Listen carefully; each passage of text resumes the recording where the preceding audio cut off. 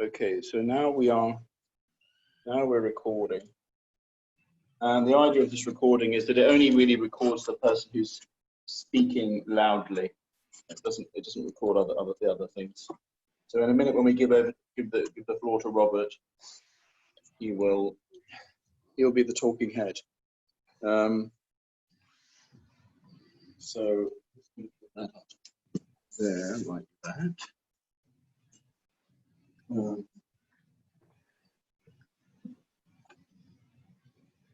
And okay, you've got 2 minutes. 2 minutes to get your papers in order, Robert. My papers are in order.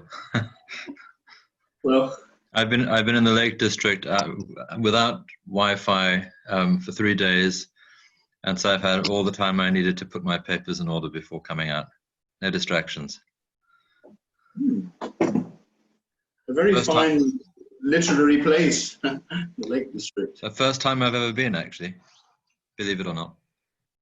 We're now also saying hello to Michael Swift. Michael, can you hear us? Can you see us?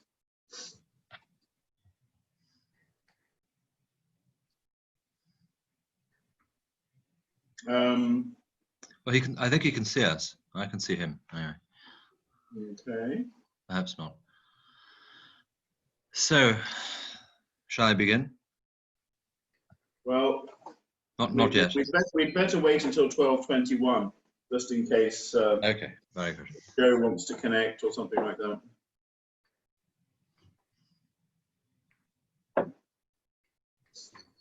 So it's a great pleasure to welcome Mr. Robert Asch and to speak to us about the French side of this Fin de Siècle and Rimbaud.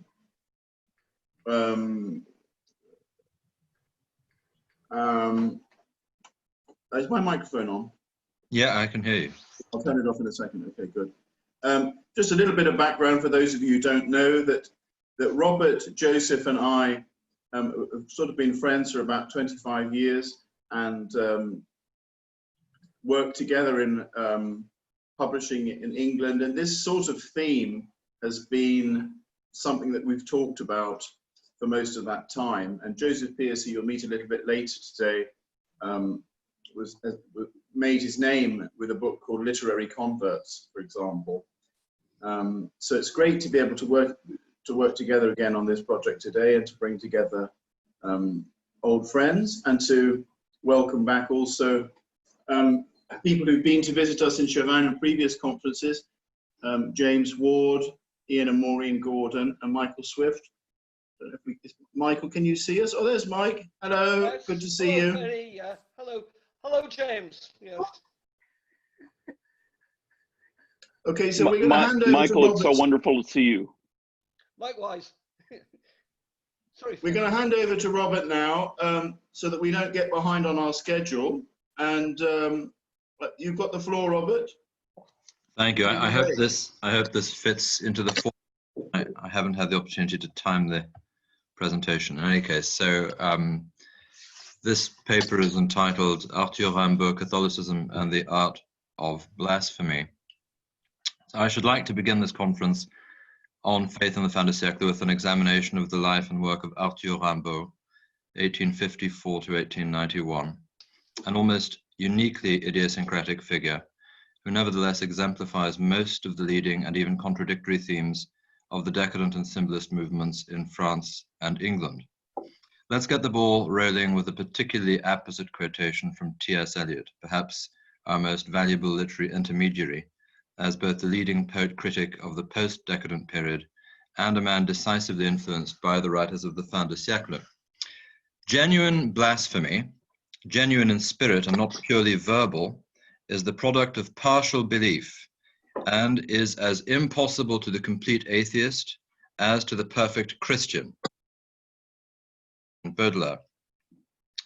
From the surrealists through the existentialists to the soixante-huitards and now the millennials, Arthur Rimbaud has been the embodiment of the poet as Orphic or Gnostic revolutionary. Quote, priests, professors, masters, you are making a mistake in turning me over to the law. I have never belonged to this people. I have never been a Christian. I am of the race that sang under torture. Laws I have never understood. I have no moral sense. I am a brute. Yes, my eyes are closed to your light. I am a beast, a Negro. But I can be saved. You are sham Negroes, you maniacs. In Une Saison en Enfer. Idol of the progressives since the 1950s or 60s, Rimbaud has been treated by the mainstream as the embodiment of enlightened youth in revolt against a conservative and morally compromised middle-class establishment, as a sort of Greta Thunberg figure, something which would have horrified him, incidentally.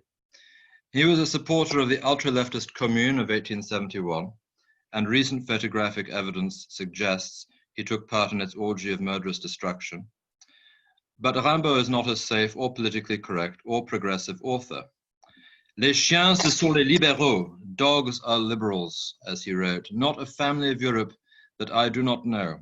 I mean families like my own that owe everything to the Declaration of the Rights of Man. I have known all the sons of respectable families.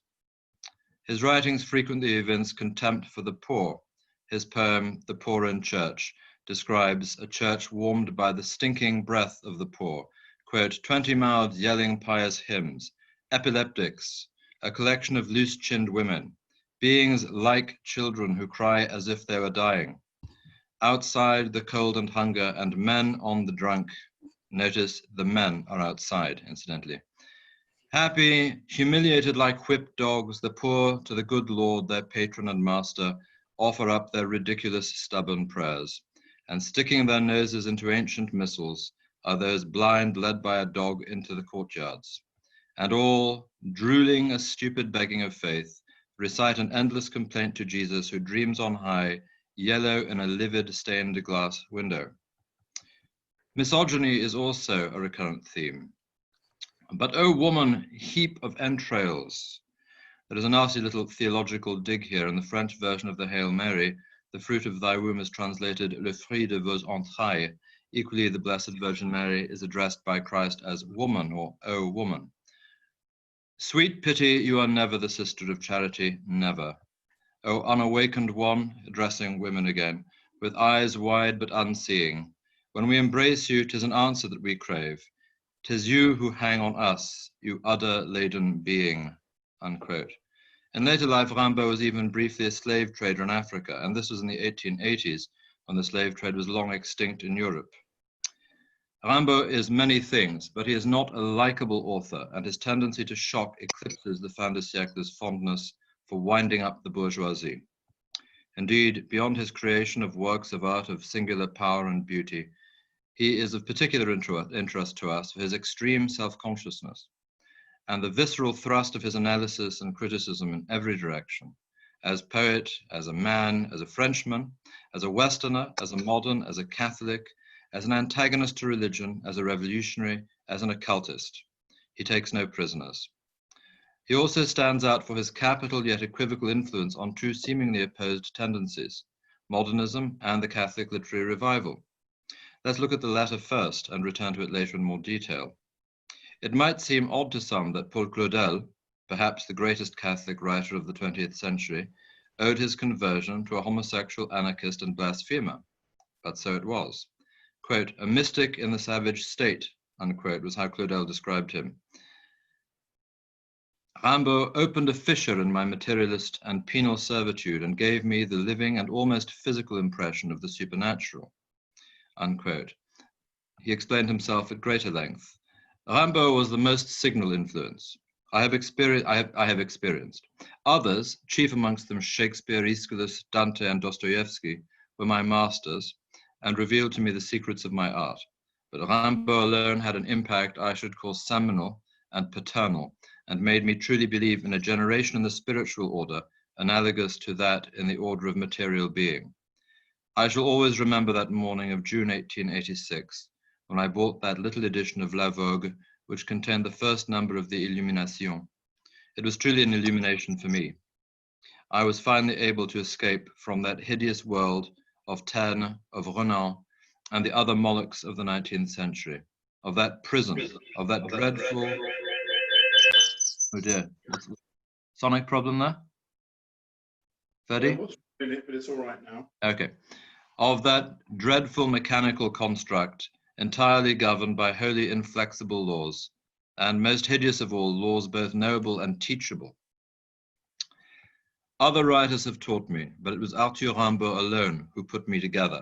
For me, he was the revealer in a moment of profound darkness, the illuminator of all the paths of art, of religion, and of life, unquote.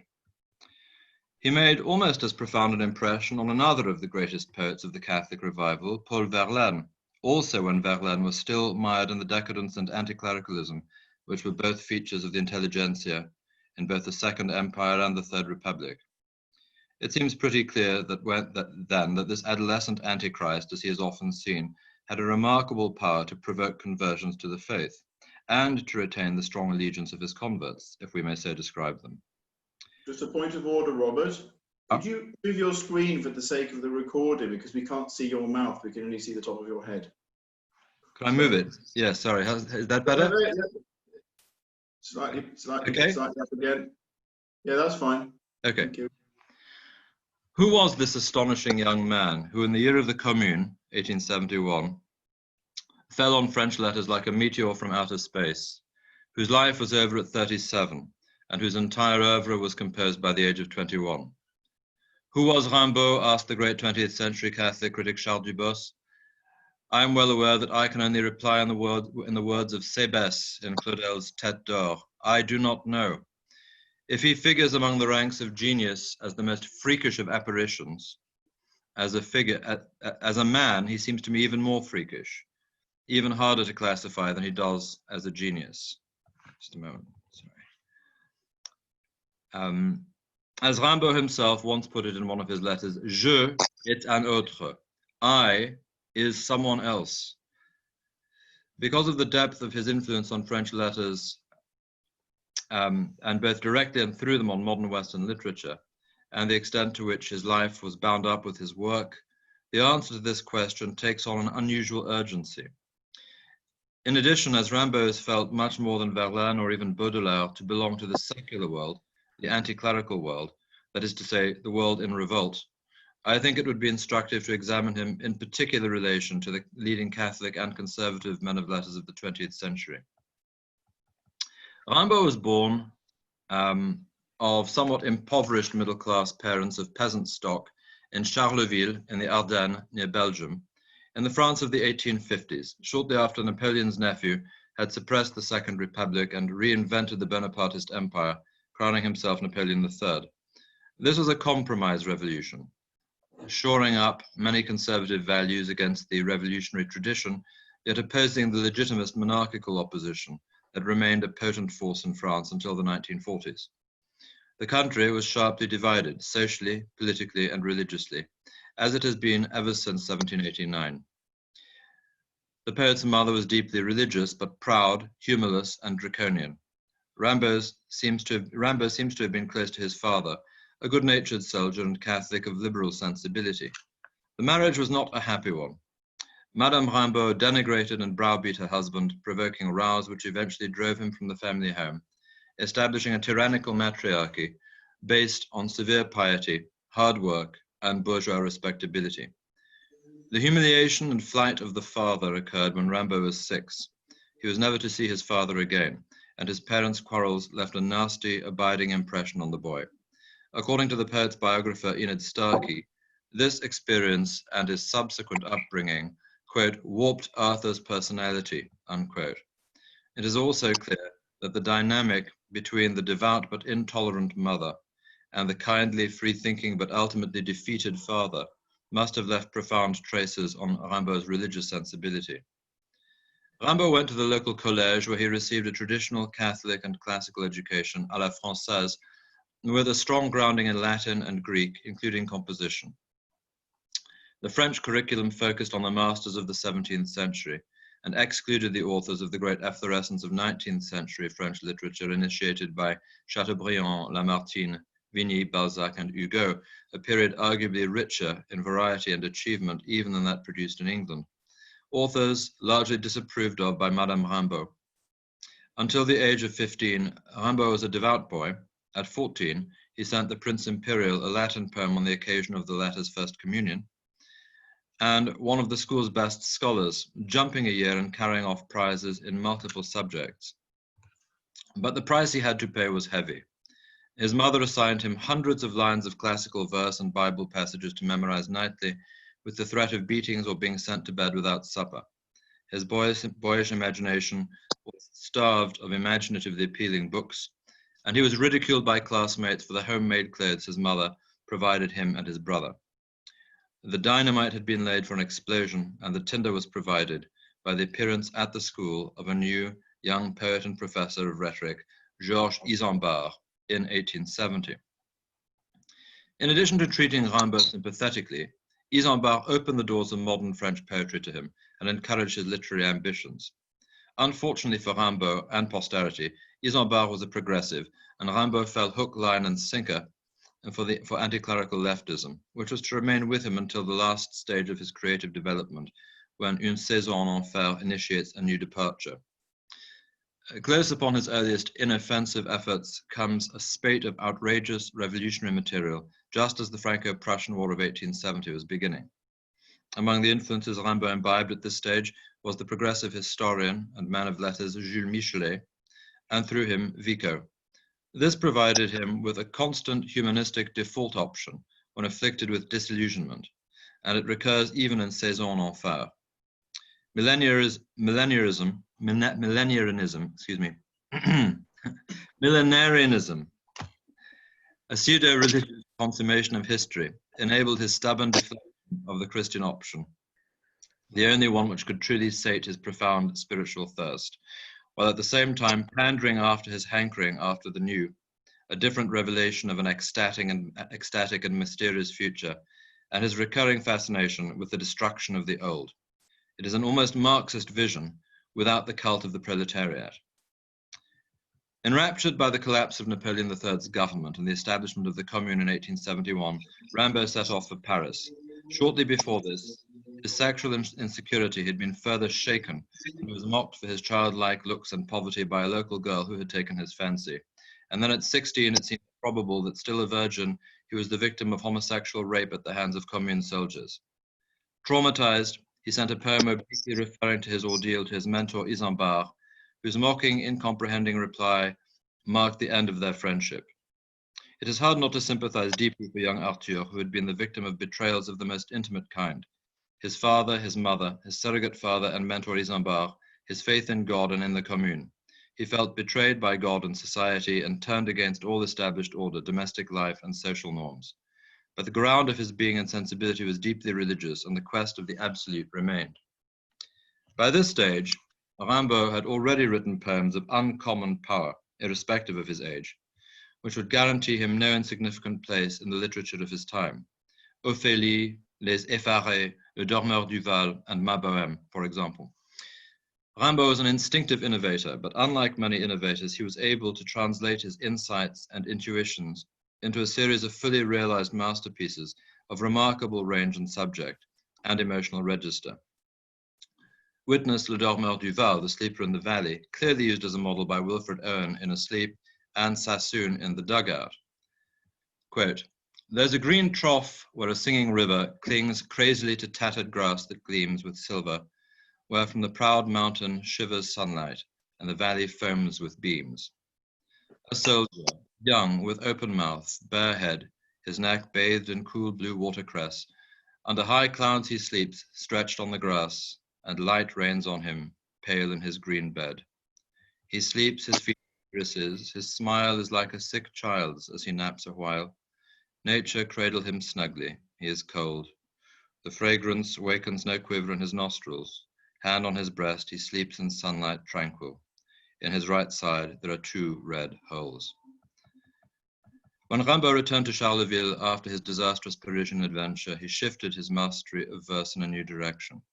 He had been electrified by the poetry of the recently deceased leader of the symbolist movement, Charles Baudelaire, whom he described as a veritable god.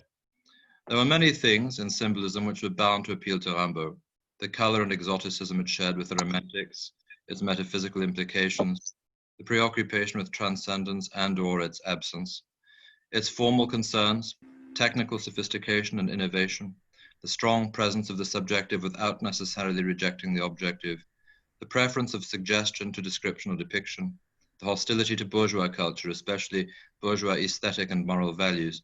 Above all, perhaps, Rimbaud is taken with Baudelaire's analysis of states of good and evil rather than utilitarian ethical values, and his belief in the secret association of things, including colors, sounds, perfumes. Rimbaud now began to read deeply in the literature of the occult and alchemy. He became convinced that he could outstrip Baudelaire through a mastery of occult doctrine, which could only be achieved by a systematic personal subversion of good and evil, which would open the doors to power over life and the state of beatitude. And this quotation is from a letter known as the Lettre du Voyant, written at the time. The poet, he writes, makes himself a seer by a long, prodigious, and rational disordering of all the senses, every form of love, of suffering, of madness. He searches himself, he consumes all the poisons in him and keeps only their quintessences. This is an unspeakable torture during which he needs all his faith and superhuman strength, and during which he becomes the great patient, the great criminal, the great accursed, and the great learned one among men. For he arrives at the unknown, and even if crazed, he ends up by losing the understanding of his visions. At least he has seen them." Unquote. It is interesting to note that while Rimbaud's transcendence of good and evil bears some resemblance to Nietzsche, it is distinguished by the quasi-Christian centrality of great personal suffering, which alone can lead to illumination. Having arrived at this exalted level, he could then liberate his fellow man from the shadow of the fall. Now poetry is to become for him the means to an end, enlightenment, an instrument of power over life, identity, society, and God, and he was prepared to lose his soul in the quest. From this point on, the blasphemies, obscenities, and political preoccupations withdraw to give place to visionary poetry. The locus classicus of Rimbaud's occult project is the sonnet on vowels. Black A, white E, red I, green U, blue O, you vowels, someday I'll tell the tale of where your mystery lies. Black A jacket formed of hairy, shiny flies that buzz among harsh stinks in the abyss's bowels. White E, the white of kings, of moon-washed fogs and tents, of fields of shivering chervil, glaciers' gleaming tips. Red eye, magenta, spat up blood, the curl of lips and laughter, hatred or besotted penitence. Green U, vibrating waves in iridescent seas, or peaceful pastures flecked with beasts, furrows of peace imprinted on our brows as if by alchemies. Blue O, great trumpet blaring strange and piercing cries through silences where worlds and angels pass crosswise. Omega O, the violet brilliance of those eyes.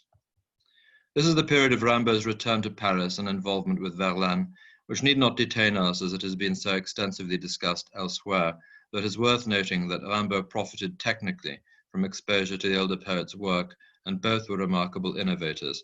It seems certain that Rimbaud was the first French poet to write in vers libre, free verse, and his last poems in traditional form involved remarkable experiments in freedom of technique, adopting Verlaine's lines of unequal length and introducing half rhymes and assonance. His use of sharply observed, emotionally unencumbered imagery appealed to Ezra Pound, who translated him. Quote, "I watched a little sprouting flush, the color of wax, flutter like a smile over her neat breasts, fly on a rosebush. Wearing out my shoes, 8th day, on the bad roads I got into Charleroi, bread, butter at the Green Cabaret, and the ham half cold." Incidentally, there are rhythmic echoes that one can detect between some of these poems and translations and some of the original work of Eliot and Pound. And the ham half cold conjures up, for example, the very dead of winter in the wasteland. The lukewarm ham on a colored plate, pink ham, the very dead of winter is in fact the Journey of the Magi, I beg your pardon. The lukewarm warm ham on a colored plate, pink ham, white fat, and a sprig of garlic, and a great chope of foamy beer, gilt by the sun. Rimbaud deployed words never hitherto used in poetry, trivial words, scientific words, obscene words, and colloquial expressions. It influenced the poets of the succeeding generation, such as Laforgue, and through them reached the modern poets of almost every country. How Laforgian and Eliotic, for example, is Rimbaud's To Music, translated here by John Gray, the famous English decadent poet. The square with gravel paths and shabby lawns, correct. The trees and flowers repress their yawns. The loutish roughs are lurking on the grass. The sentimental trooper with a rose between his teeth, seeing a baby grows more tender with an eye upon the nurse. The rose here is a brand of cigarette, but the ironic discord is an accurate transcription of the original. Compare this sort of poetry, for example, with some of Eliot. For example, Mr. Eliot's Sunday morning service. Polyphilo progenitive, the sapient sutlers of the Lord drift across the window panes. In the beginning was the word. In the beginning was the word, superfetation of to ein, and the mensual turn of time produced enervate origin. Or in Sweeney Erect, paint me the bold and fractious rocks faced by the snarled and yelping seas. Or compare Eliot's Whispers of Immortality. Webster was much possessed by death and saw the skull beneath the skin, and breastless creatures underground leaned backward with a lipless grin. Daffodil bulbs instead of balls stared from the sockets of the eyes. He knew that thought clings round dead limbs, tightening its lusts and luxuries. He knew the anguish of the marrow, the ague of the skeleton. Compare that, for example, with Rimbaud's Les Assis, the sedentaries, dark with wens, pockmarked, their eyes circled with green rings, their knobby fingers tightly clutching their femurs, the top of their heads coated with an indefinable nastiness like branching leprous stains on old walls. In epileptic romances, they have grafted their whimsical bones to the big black skeletons of their chairs. Their feet and the rickety crossbars are intertwined morning and evening. These old men have always been braided with their seats, feeling the bright sunshine make binding cloth of their skin. Again in Eliot, Grishkin is nice, her Russian eye is underlined for emphasis. Uncorseted, her friendly bust gives promise of pneumatic bliss. Or, for instance, Eliot's famous line in Prufrock, let us go then you and I, when the evening is spread out against the sky like a patient etherized upon a table. Prufrock was a sort of American Monsieur Prudhomme, the quintessential French bourgeois invoked by Rimbaud in Saison Enfer. Prudhomme, he writes, was born with Christ, as if to say Prufrock is a product of Christian sensibility in a state of decadent decay. Again, in Prufrock, in the room, the women come and go, talking of Michelangelo, the women being emasculated men, enervate origins, so to speak. And compare this with Rimbaud's Venus Anadyomene. As it might have been from under a green tin coffin lid, a woman's head with brown overoiled hair rises out of a theatre box, slow and stupid with ravages in rather poor repair. The ups, the fat, grey neck and bulgy shoulder blades, the shortish back going out and in, and the fat in clumsy slabs under the skin seems ready to emerge without further aids. That's translated by Ezra Pound. Like Eliot, but unlike many Fin de Siècle poets, it has been said of Rimbaud, disgust he knew and understood, and revolt, but never ennui. Like Baudelaire, Rimbaud is interested in the inherent beauty and poetry of the grotesque, and his poems display an unnerving sense of truth, which is echoed in his use of unusual synesthetic comparisons. They often have an especially vivid sense of color, which gives them the quality of a vibrant, dreamlike reality, as seen in the synesthetic color in Les Chercheuses de Poux, the lice pickers or finders. The boy's head full of red torment pleads for white swarms of cloudy dreams. And L'étoile a pleuré, the star wept rose-colored inside your ears. The infinite rolled white from your nape to your loins, both of which suggest an implicit synesthetic link between emotional state and color, writes Fiona Elizabeth Burrows.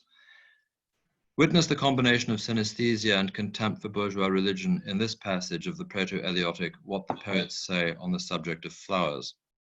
Thus, always toward the black azure, where shimmers the sea of topazes, the lilies, clusters of ecstasy, will function in your evening. In our age of sago, when plants work hard, the lily will drink the blue feelings of disgust from your religious prose.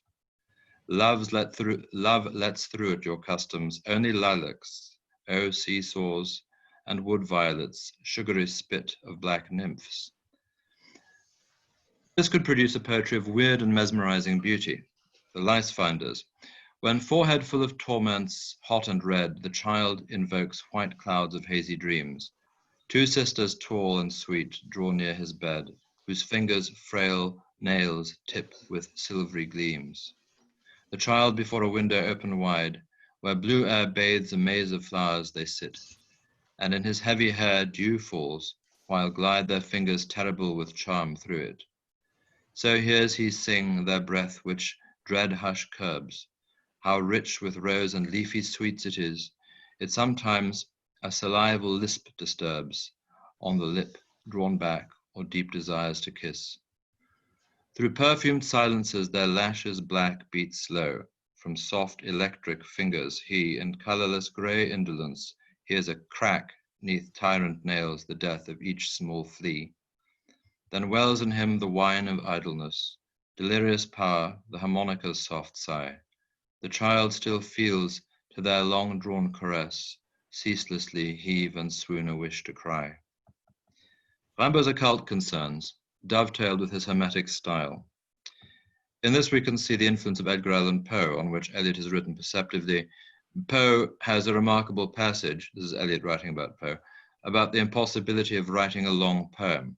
For a long poem, he holds, is at best a series of short poems strung together. A long poem may gain by the widest possible variations of intensity, but Poe wanted a poem to be of the first intensity throughout. It is questionable whether he could have appreciated the more philosophical passages in Dante's Purgatorio, unquote. Poe's influence on France and through France on the world is incontestable. With Rimbaud, the purpose is connected to his hermeticism, magic. Only the necessary words must remain. Purge all that is superfluous so as to maximize the magical energy of the text, the potency of the spell, whose purpose is the initiation of the writer and reader into a visionary transcendent state. In Rimbaud's case, this concentration expressed itself in a revolutionary ellipsis and syntactical and grammatical irregularity. Because of Rimbaud's enormous and lasting impact on French poetry, these innovations were in turn transmitted via Pound and Eliot to British and American culture. And yet the type of maximalist intensity experience Rimbaud achieved and others have pursued with varying degrees of success is very similar to the effects habitual drug taking or computer gaming have on the experience of quotidian reality. The real world is affected by this. Rimbaud's case raises interesting questions about the author's relationship to a text, for example, parts of Illumination which can't properly be understood without some knowledge of occult science, of the differences between symbolism and magic. Magic depends on specific words, sounds, rhythms, combinations, and symbols for efficacy. However, these may or may not have worked for Rimbaud. They are integral to the production of great and highly individual poems. The culmination of Rimbaud's occult project is recorded in a celebrated and much misunderstood poem in Illumination, Morning of Drunkenness. Oh my good, oh my beautiful, appalling fanfare where I do not falter, rack of enchantments, hurrah for the wonderful work and for the marvelous body, for the first time. It began in the midst of children's laughter, and with their laughter will it end. This poison will remain in all our veins, even when the fanfare turning, we shall be given back to the old disharmony. Now, oh now, may we, so worthy of these tortures, fervently take up the superhuman promise made to our created body and soul. That promise, that madness, elegance, science, violence. They promised to bury in darkness the tree of good and evil, to deport tyrannic respectability so that we might bring hither our very pure love. It began with a certain disgust, and it ends, unable to grasp this eternity. It ends in a riot of perfumes. Laughter of children, discretion of slaves, austerity of virgins, loathing of faces and objects, here, holy be all of you in memory of this vigil. It began with every sort of boorishness. Behold, it ends with angels of flame and ice. Little drunken vigil holy, if only because of the mask you have bestowed on us. We pronounce you, method, We shall not forget that yesterday you glorified each one of our ages. We have faith in the poison. We know how to give our whole life every day. Now is the time of the assassins. Enid Starkey observes, Rimbaud seems, after long nights of watching, to have reached a state of total bliss. Alchemists call their metals in French corps, bodies, and there are corps parfaits and corps imparfaits, according to the degree of purity which has been achieved. It is possible that Rimbaud is referring in the opening of the poem to the perfection of the metal when he talks alchemically of le corps merveilleux, the marvelous body, and l'œuvre inouïe, the wonderful work. Maybe le grand œuvre, the completion of the experiment, the philosopher's stone in effect. This is the first time he has attained it, and he prays that his pride, awe, and joy may not throw him off his balance. Fanfare atroce où je ne trébuche pas, appalling fanfare where I do not falter. The chevalet, rack, is a form of medieval torture, and it is here used as a symbol for the suffering of the poet. It is a torture through magic, therefore a chevalet féerique, a rack of enchantments. Extreme suffering is part of Rimbaud's aesthetic doctrine. It is the price which must be paid for the final victory. He who is held worthy of this suffering will enjoy the superhuman promise given to him, the unbelievable promise that the tree of good and evil will be cut down and buried forever in darkness, so that he can establish his pure and universal love. Unquote. Shortly after Rimbaud achieved this exalted state, he collapsed, physically and mentally. As he entered into a condition of spiritual crisis, and ultimately despaired of his art, much as Gogol had when his writing failed to effect the universal spiritual revolution he cherished. This crisis is recorded in his final oeuvre, Saison en Enfer, which he called My Journal of Damnation. Une Saison en Enfer is an extraordinary work, a sort of greater poetic Catholic version of Dostoevsky's Notes from Underground, as narrated by a strange fusion of all four brothers and Peter Karamazov. Like the Notes, Saison is a work of art wholly preoccupied with self-analysis, and in that respect anticipates both the decadent movement and modernism. In Saison, we see the complete unraveling of Rimbaud's poetic, mystic, and social project, and even of his constructed self. Weeping, I saw the gold, but could not drink, he writes in Saison en Enfer. The three principal leitmotifs in Saison en Enfer are the problem of sin, the problem of God, his personal need to believe in God, and finally the problem of life, the acceptance of life. Blame of his parents and forefathers for his abiding preoccupation with sin and the drama of good and evil is a theme that runs through Saison en Enfer, and his repeated rejection of the Christian Catholic solution is seen in those terms, ostensibly an insistence upon full independence, which becomes a pathological paradox where Christianity is concerned, as he will always suspect any such acceptance to be the result of childhood and cultural conditioning. In reality, it savors of a radical and neurotic conflict with his mother and father, which can be traced to childhood trauma. It is also typical of the proud, fury-hunted by self-consciousness. Horreur de ma bêtise appears at every turn, particularly when he invokes the aid of God and Our Lady. Finally, he renounces the West with its science, its progress, and its intoxicants, delivering men from its nightmares. He has loved science, has been a revolutionary, has drained every opiate to the dregs, but at least he is self-aware, and he is aware of how irreducibly he is a man of the West, even indeed especially in trying to escape from his Occidentalism. Rimbaud's faith in poetry did not survive his abandonment of visionary symbolism by more than a year. The last few illuminations were added in a realistic impressionistic mode, then silence and flight into Africa, to attempt one last failed reinvention of himself, ostensibly like his father, never to return. Not for Rimbaud, Matthew Arnold's and Roger Scruton's dream of a literature which could shore up the collapse of religious and metaphysical certitude. If poetry could not truly save a visionary vessel such as himself, he had no further use for it, and discarded it in contempt and disgust. And indeed, as a matter of self-preservation, for, quote, as he lay dying and his sister asked why he had given up poetry, he answered that it was because it was wrong, because he would have gone mad. My day is done, he writes in Saison en Enfer. I'm quitting Europe. Sea air will burn my lungs. Strange climates will tan my skin. To swim, to trample the grass, to hunt, and above all to smoke. To drink liquors strong as boiling metal, like my dear ancestors round their fires. I'll return with limbs of iron. and prophetically, women nursed those fierce invalids home from hot countries. But Rimbaud was to return one last time and leave us with a final tantalizing fragment, the disputed narrative of his deathbed conversion. In May 1891, Rimbaud returned to France for an operation on what proved to be a cancerous tumor on his right knee. In spite of amputation, the cancer spread quickly. His much younger sister Isabelle went to Marseille to nurse him through his final months. Isabelle was deeply attached to Arthur and proud of his achievements as a poet. She showed him a love and solicitude that he had never known in his mother's household. But as a devout Catholic, she was distressed at his spiritual condition. Enid Starkey takes up the narrative, quote, "Whatever may be our personal view of the spiritual value of deathbed conversions, there can be little doubt that Rimbaud was so converted.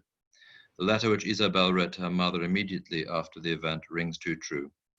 In this, she is given too exact a picture of Rimbaud's mind for it to have been invented. She did not at this time know his work." Several times during the week which preceded his conversion, Isabelle begged the priest to visit Arthur, but he always found such weariness and disgust in the patient that he did not dare to speak to him of confession and of death.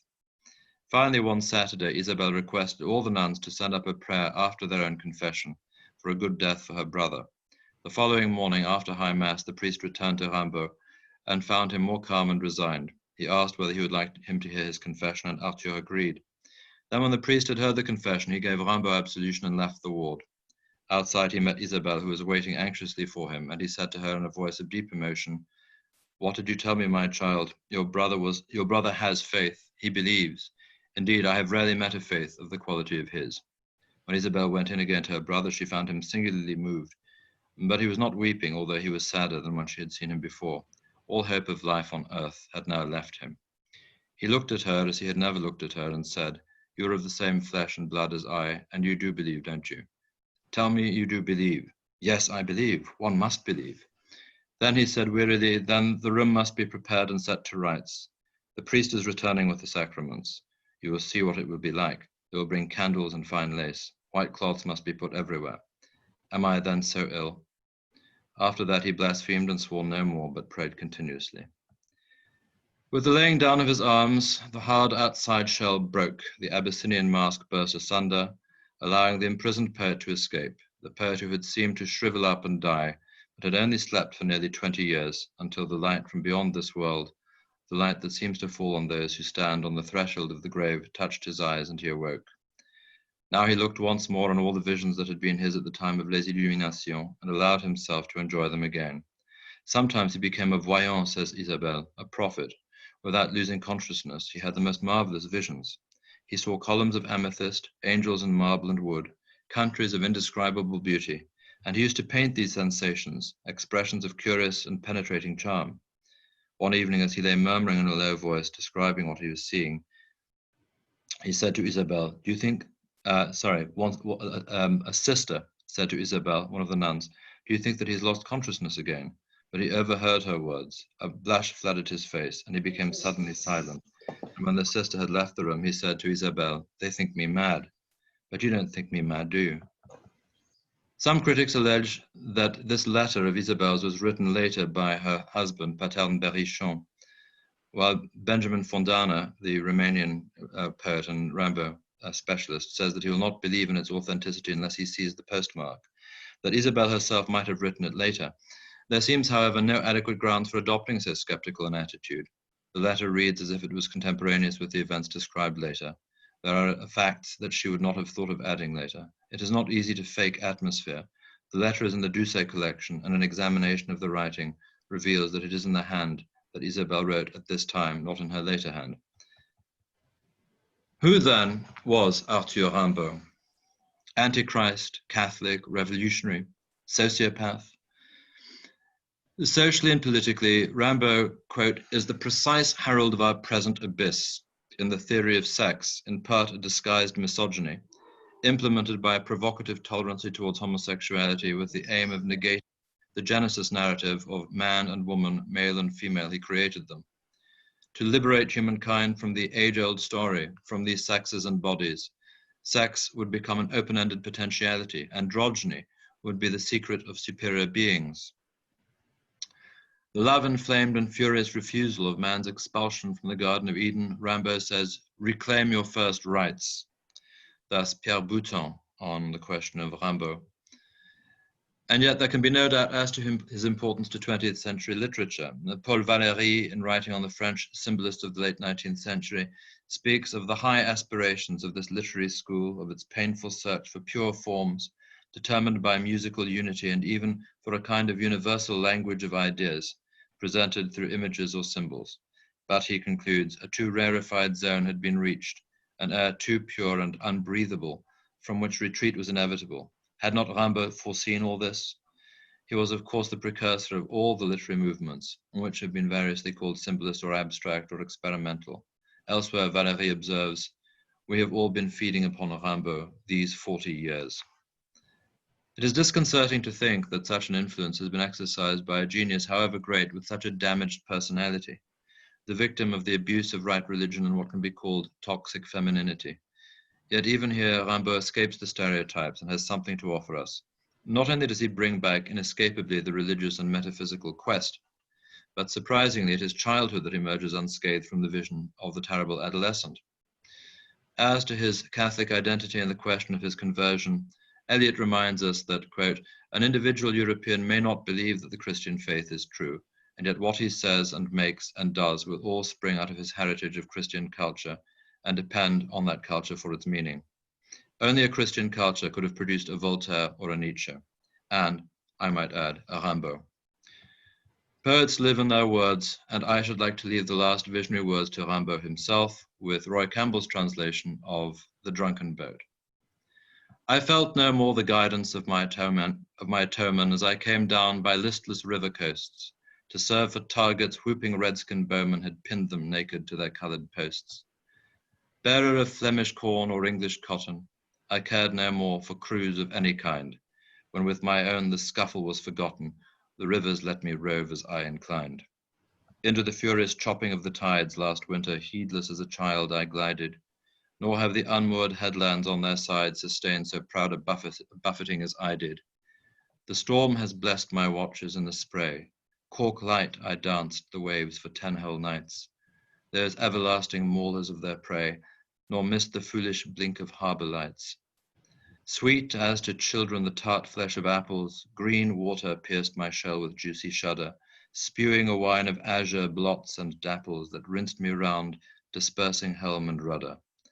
Since then I have gone bathing in the hymn of a sea sprayed with stars and whitely creaming, devouring the green depths where flotsam dim, sometimes a drowning man descends half dreaming, where with slow pulsing and delirious fires, to flush the blue while day blazed white above, stronger than wine and vaster than your lyres, ferments the crimson bitterness of love. I've known the surf, the waterspouts, the tide, lightning split skies, the dusk, the dawn upheld like a whole swarm of doves, and I have spied sometimes what man believes. Lighting long wisps and violent panoramas, I have seen mystic horrors scrawl the sun. Far waves like actors in the ancient dramas unroll their flickering shutters as they run. I've dreamed the green night lit with dazzling frost, a kiss that to the sea's eyes slowly grew, the flow of saps to human knowledge lost, and singing phosphorescence gold and blue. Like mad stampedes of cattle on the prairies, with breakers I have charged the reefs and screes for months, nor dreamed the lit feet of the Marys could force a snaffle of those snorting seas. Blurring with flowers the eyes of human leopards, I've whirled Florida's none yet set eyes upon, where stretching coloured reins the iris shepherds her glaucous flocks beneath the sea's horizon. I've seen the swamps ferment huge creels of rushes, where rots a whole leviathan as it sleeps, amidst dead calms collapsing water gushes and distances cascading to the deeps. Glaciers, white suns, pearl waves, skies of red coals, at limits of brown gulfs, foul objects stranded, where huge bug-eaten snakes from twisted bowls fell dying with black perfumes where they landed. I would have shown those bream of the blue billow to children, those goldfish, those fish that sing. Foam flowers for my escape have smoothed the pillow, and winds ineffable have waved my wing. tired martyr, round the poles and tropics rolled, the wave, whose sobs my cradle rocked at ease, raised flowers of shade with spiracles of gold, and left me like a woman on her knees. Half island, tilting at my sides the phrase and tail shots of the blonde-eyed birds that scream, I wandered, while across my flimsy stays drowned men descended backwards down to dream. Lost in the hair of coves, or like a shaft shot into birdless ether, I lost boat, whose sea-drunk corpse no Hanseatic craft nor monitor could salvage or refloat. Free smoking, by the violet fog embraced, have broached the sky's red wall and bored it through, which bears so dainty to good poets' taste, lichens of sun and mucus of the blue.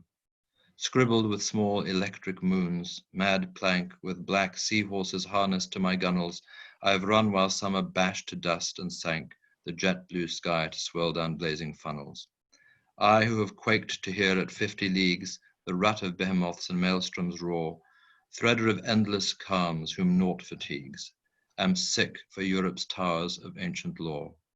Starred archipelagos I've seen and islands, where maddening skies to tempt the rover flower, where hide you in those nights of topless silence millions of golden birds, predestined power. But true I've wept too much, the dawns are fearful, each moon is loathsome, suns are sour to me. Salt love has bloated me and sogged me tearful. May my keel splinter and give me to the sea. If there's a northern water that I crave, it's the black slush at scented close of day, whereon a child releases sadly grave, a boat frail as the butterflies of May. No more bathed in your languor waves, I'll trim her sea wake where the cotton clipper flies, nor cross the pomp of flags and flames, nor swim beneath the convict hulk's resentful eyes. And thus, the drunken boat, le bateau ivre, and thus we take our leave of Arthur Rimbaud.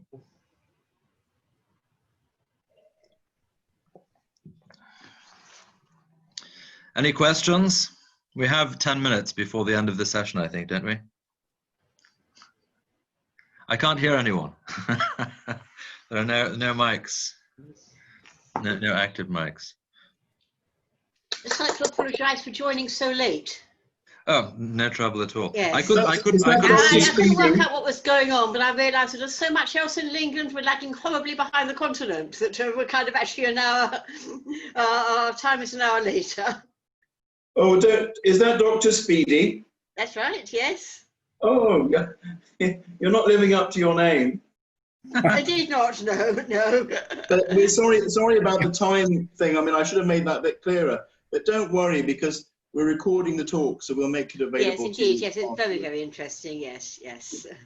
But just to say, that's why I'm a little bit late. I wanted to be here, so we're pink and eager and bright and early and all the rest of it. But I'm here now anyway. Yes, I also logged on at 11:40 British time, but evidently you meant 11:40 French time. Yes, indeed. Yes.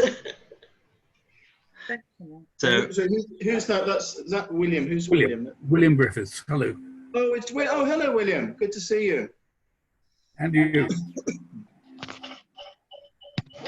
Are there any questions for Robert? I have a question for William. Are you in Malta?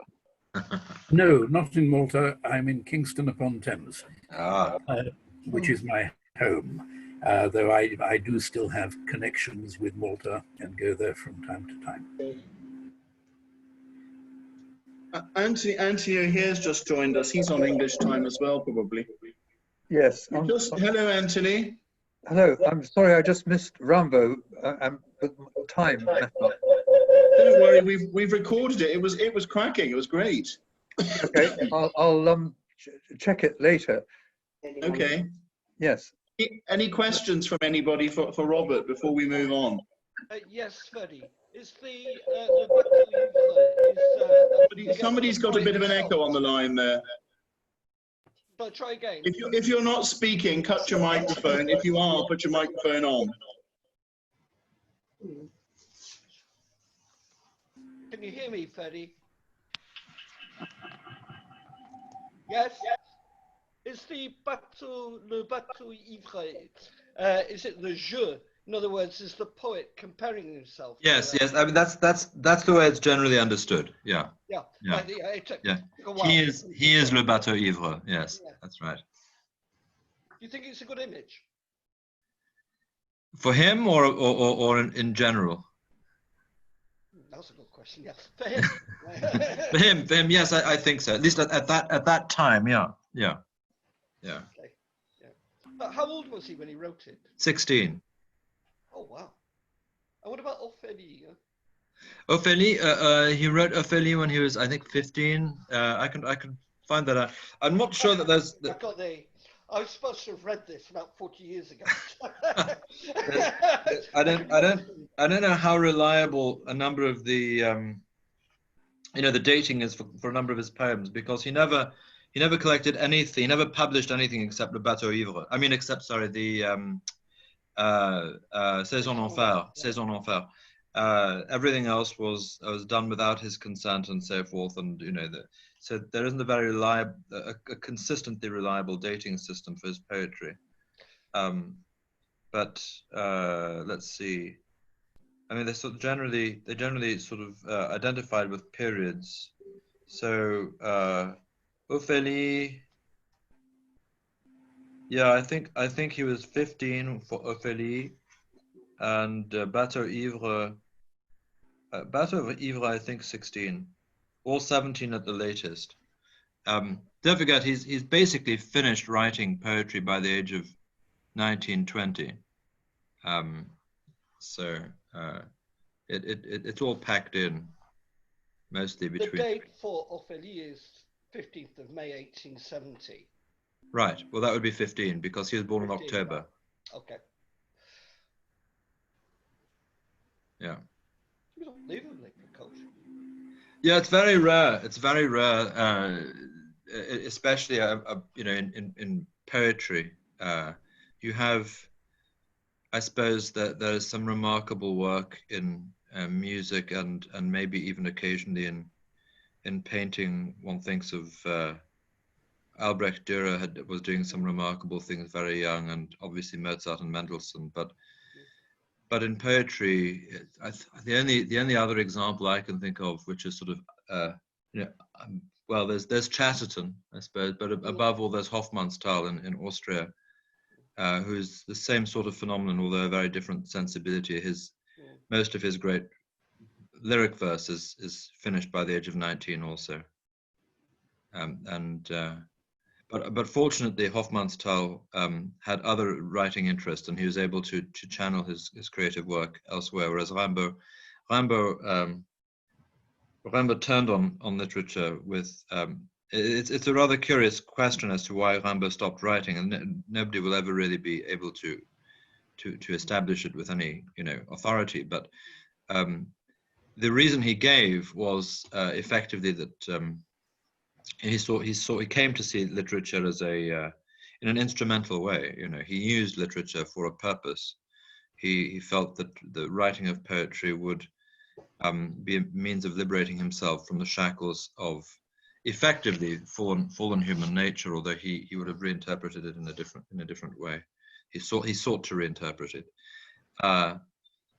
and he felt that it failed, and to some extent I think he felt that he failed also. It became increasingly complicated because he evidently seems to have succeeded at a certain level initially, and then his health fell apart completely. But also increasingly, and he says this in Saison Enfer, he came to believe that his occult practices were essentially immoral. So he never lost the strong sense of morality. And he's not an atheistic poet, which is curious about Rimbaud. He's anti-Christian and anti-Catholic in much of his writing, but not atheistic. And the nature of God and his relationship to God is a constant theme in Rimbaud, and it's a very fraught thing. But one could argue also that it's simply a temperamental matter, that Rimbaud was essentially in common parlance, messed up, and poetry eventually led him to be more into more complications than he had before he began to write, and so he sought to escape into a life of action.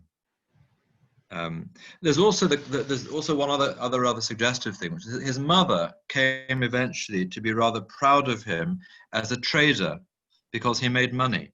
I mean, he wasn't very successful, but he made some money. He wasn't insolvent when he died, and she had no use whatsoever for his poetry, even though by the time, you know, before she died, there was already a statue to her son in Charleville, but she never visited, she never passed it. She would avoid the statue always. And she hated this men of letters and this sort of thing. And Rimbaud, I think, inherited something of that from his mother, this sense that men of letters were frivolous and contemptible and superficial people, that there was something shallow about the rank and file man of letters at the time, he felt, I think. And I believe he probably inherited some of that from his mother. So did he seems to have inherited her contempt and her complete, you know, an absolute rejection of, you know, of his behavior, and his severity seems, you know, to be resurfaces in him at certain points. Yes, well, it does in peculiar sorts of ways. That said, though, it's very difficult to generalize. For instance, we know that one of the symbolist poets of the 1890s, I can't remember who it wasn't one of the more famous ones, but in any case, when they discovered that he was alive, because Rimbaud was thought to be probably dead by the symbolists, the young symbolists in the 1880s, when his work had begun to circulate. But it was discovered that he was alive and in Africa, and so one of them wrote to him, and they said, please come back. We will welcome you as our king. You know, the place is set. Just take your rightful place and come back among us. And in spite of Rimbaud's impatience with discussing literature later in life, he kept that letter until he died. So obviously it meant something to him after all. But it's very difficult to say exactly what. But may I just thank you for the last point you made about his conversion. I read the Graham Robb book, which he seems to dismiss all of that. And, you know, yeah, well, Enid Starkey, who I referred to, Starkey is generally regarded as one of the most important English language specialist in the French literature of the 19th and 20th century. And Starkey was not a Catholic, and Starkey is essentially indifferent as to whether it matters whether Rimbaud died a Catholic or not. But she argues to me persuasively that there isn't any particularly good reason to dismiss it. I mean, the evidence, such as it is, appears to be fairly straightforward. And it's not intrinsically improbable. I mean, Rimbaud was very devout until he was 15. And it's true he rebelled against a great deal, but the grounds for his rebellion had to do with a sense of betrayal on his part. And then he eventually came to reject, to throw over once again the movement, you know, the whole phase of his own rebellion as well. He came to be quite contemptuous towards that. And so in the last period of his life in Africa, he's very quiet about it. He wasn't a practicing Catholic in Africa, certainly. When he returned, when he was unwell after the amputation, he spent some time in Charleville recovering initially, and then the cancer, you know, spread, and he had to go back to Marseille. He, I think, expressed one or two mildly anti-clerical sentiments about going to mass. I think about some of the peasants going to mass, but nothing particularly strong, and nothing like his earlier phase at all. And it seems obvious that there was a question of the integrity of identity that he was struggling with for a long time. The other thing, which is perhaps quite important, I think, is that his sister, Isabel, was she showed him the only experience he ever had of domestic love. And he was very profoundly moved by this. His mother didn't. His mother couldn't bring herself to be warm to him even when he was dying. And he was disgusted by it. He was deeply upset by this. It seems his mother was one of these people who just has a great deal of difficulty in being emotionally transparent. I mean, she did apparently mourn him after he died, and she was upset by it, but she couldn't bring herself to tell him that she loved him, and he felt rejected again. But Isabel gave him domestic warmth for weeks, and they were very close at the end. So I could imagine that had some significant influence, but one can't really know, you know. It's possible that the skeptics are right. Thank you. That conversion account, I've seen it in a few places, where the priest and the sister recount their memories of it. So I mean, the deathbed conversion, at least, is pretty widely. Yeah, but some of the conversations that are reported ring true. You know, like for example, where he asks her whether she thinks he's mad at the end, for example, because people are sort of whispering about him talking deliriously or semi-deliriously and so on.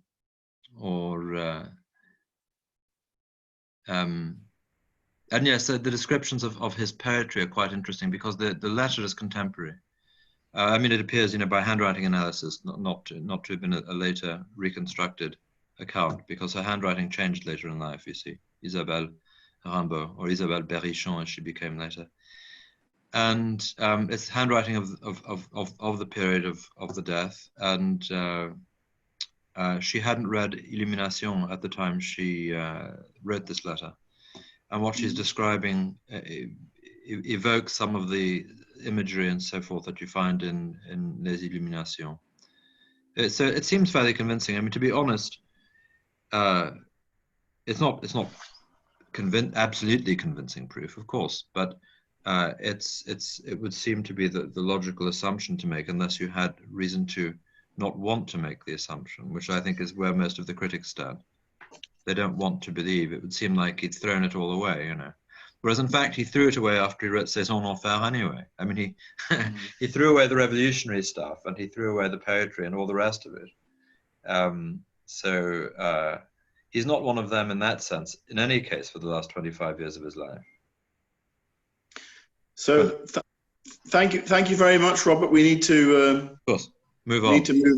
Try and keep my pleasure. Behind with the timetable. What's next on the agenda? No, thank you. Me.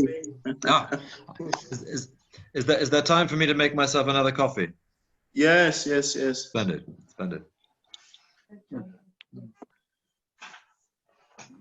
I'll just say briefly why I'm giving this talk and how it came about. And if you want to go and make a cup of coffee, then I'll take the computer with me. Yes. Yeah. Now, Robert will probably be better talking about this subject than I, because he's more of an expert.